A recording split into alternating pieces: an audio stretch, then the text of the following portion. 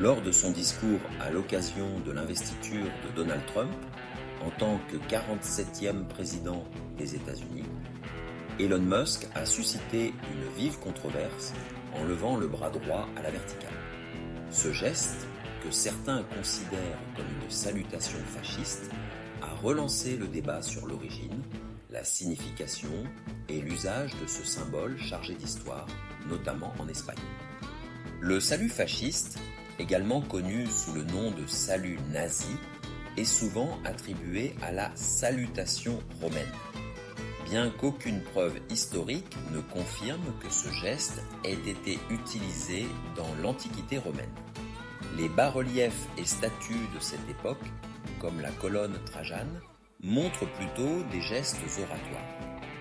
Ce geste a ressurgi au XVIIIe siècle avec l'engouement pour le néoclassicisme, qui valorisait l'esthétique et les idéaux de la République romaine.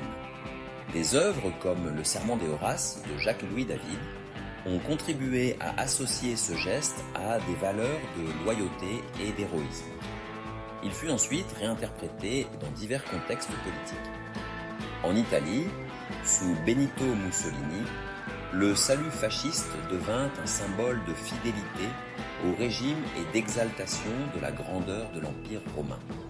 Le Parti national fasciste en fit une pratique officielle. Plus tard, ce geste fut adopté par l'Allemagne nazie, accompagné des slogans Heil Hitler et Sieg Heil. Il devint un emblème central des rassemblements politiques, militaires et sociaux. En Espagne, la Phalange adopta le salut fasciste en 1933, le renommant salut ibérique. Pendant la guerre civile et sous le régime franquiste, il devint un symbole d'adhésion au régime.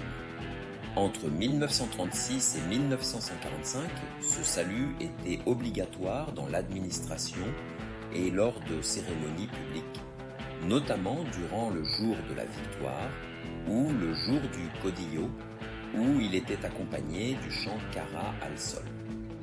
Le geste d'Elon Musk, réalisé à la Capital One Arena, a déclenché une vague de critiques sur les réseaux sociaux et dans les médias internationaux tels que Haaretz et le Jerusalem Post, qui l'ont interprété comme un équivalent du salut nazi.